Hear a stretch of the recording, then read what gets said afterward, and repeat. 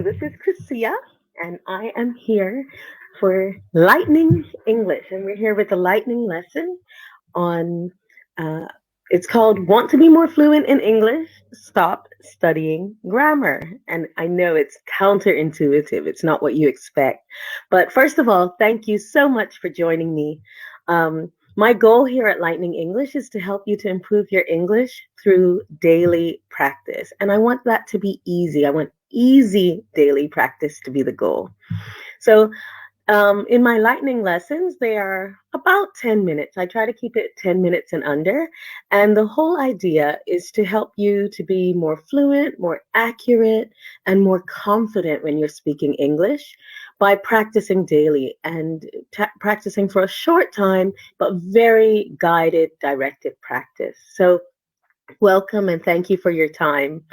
Um, I have these lightning lessons every week, and right now it's Wednesdays at 11. That's the time that works for me. So I hope you can join me on Wednesdays at 11 and 11 Denmark time, whatever time that is now for you.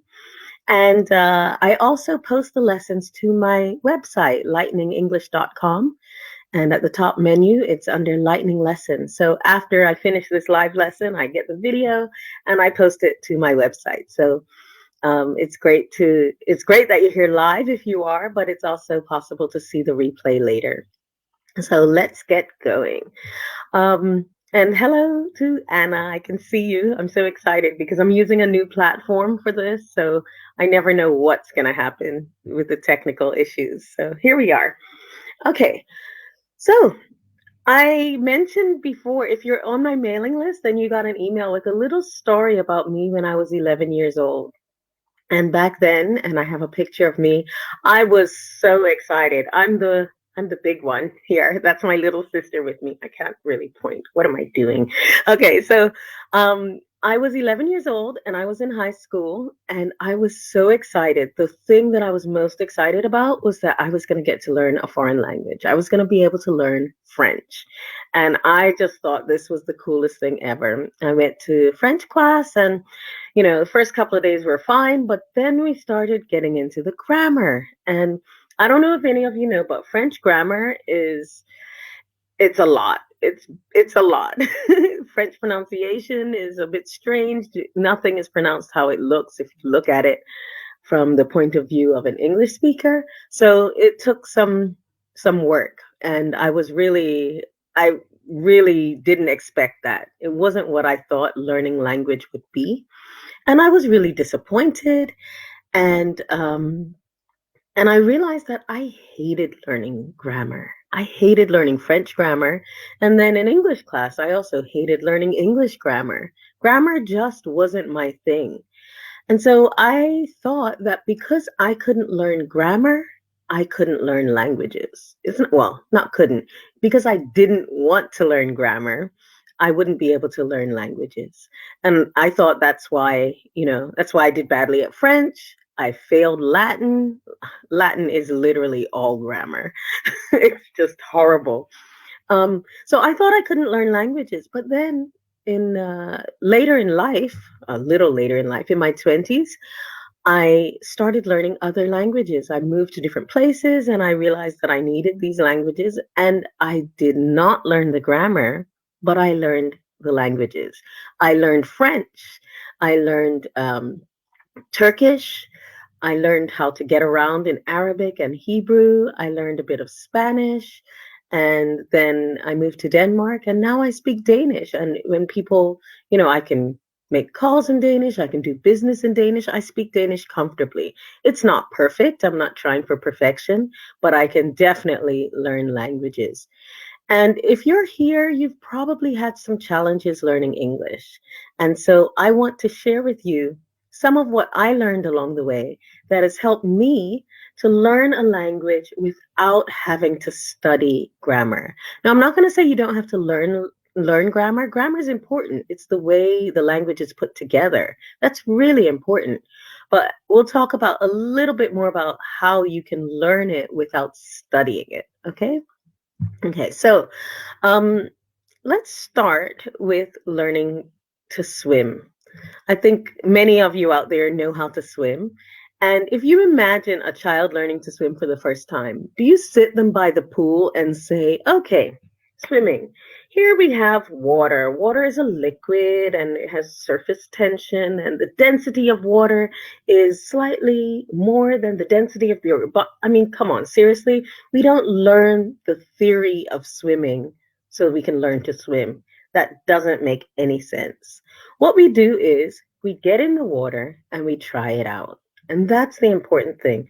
I'm sorry, I'm just here trying to set this up on my iPad so that I can see any comments. I'm having trouble seeing comments if there are any. Maybe there aren't any. Um, yeah, so when we learn something like swimming, we know automatically that it doesn't make sense to learn the theory first. We actually learn the practical. There are people who learn the theory of swimming, but most swimmers don't need that. Most people, just by learning to do the action of swimming, are able to learn to swim.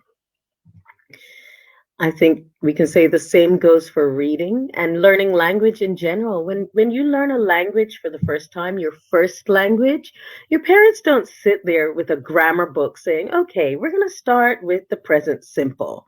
That I mean, that doesn't make sense. This father isn't teaching his baby English grammar. They're just reading. It's just real language spoken by real people. And that's how we actually learn our first language. And I think as a teacher and as a language learner, especially a lazy language learner like me, um, learning by doing it is so much better. It's easier, it's faster, it requires less thinking. Imagine if uh, every time you swam, you had to think of all of the steps required to make a stroke. There's no way you'd go anywhere. You're thinking, okay, now I need to bring my arm up and then I put it over my head. Oh, but the other arm needs to be down. Oh, but I need to kick my feet. That's what it's like when you try to speak English by remembering the grammar rules. You're trying to remember all these little details, and the actual English doesn't come out. So, what I teach at Lightning English is how to practice first. Practice so that you can actually do it. If you're one of those people who are interested in grammar, by all means, once you can do it, go out and get yourself a grammar book. I have this one is a really good one, Oxford Modern English Grammar. I have a whole shelf of grammar books I could recommend if that's what you're interested in. But you don't need grammar to be fluent in a language. I'll give you another example. I have two sons, and this is my youngest son, Marcus. He's 5 years old now. I took this picture of him in December around Christmas time, and Marcus came home from nursery school the other day, and he said something that for an English teacher was really special to me because this is the kind of thing that I would not teach a student until they were at least intermediate level, probably upper intermediate. They probably wouldn't be able to use it comfortably until about upper intermediate level, C1 level or so. They could probably start using this. But Marcus said to me, if I hadn't gone to nursery school today, I wouldn't have seen my friends. He was telling me why he was happy that he went to nursery school instead of staying at home like he thought he wanted to. This is a complex sentence in English. It uses complex grammar, but he's 5 years old. He doesn't know what the third conditional is, but he can do it. And I think if you use my techniques, you can do it too. Just like he can do it without thinking about the grammar rules behind it, so can you. So I've prepared for you something that will help you to do your practice. I've made you a little kit, and it is some journal prompts. I've made 8 different journal prompts. They are just headings or questions that you can use in your journaling when you're practicing every day. There are 8 of them here, but you can adjust them and use them for days and days. You can use them over and over again. For example, one of them tells you to write about a friend. Well, you can write about different friends on different days, for example. And so, if you would like a copy of this PDF package of my free journal prompts, please go to signup.lightningenglish.com/journal1 and fill in the form there. You have to join my mailing list to get this. If you're already on my mailing list, you still have to fill in the form and follow the process. You won't be added again. You'll still only get the messages once. But I hope you'll download that and use it in your journal and share this with others. If you know of anyone else who needs to improve their English, go ahead and invite them to join the group. We'd love to have them. I'm so glad that you took the time to be here with me today, and I hope you'll come back next week for another enlightening lesson. Thank you so much for being here, and have a great day. Bye-bye.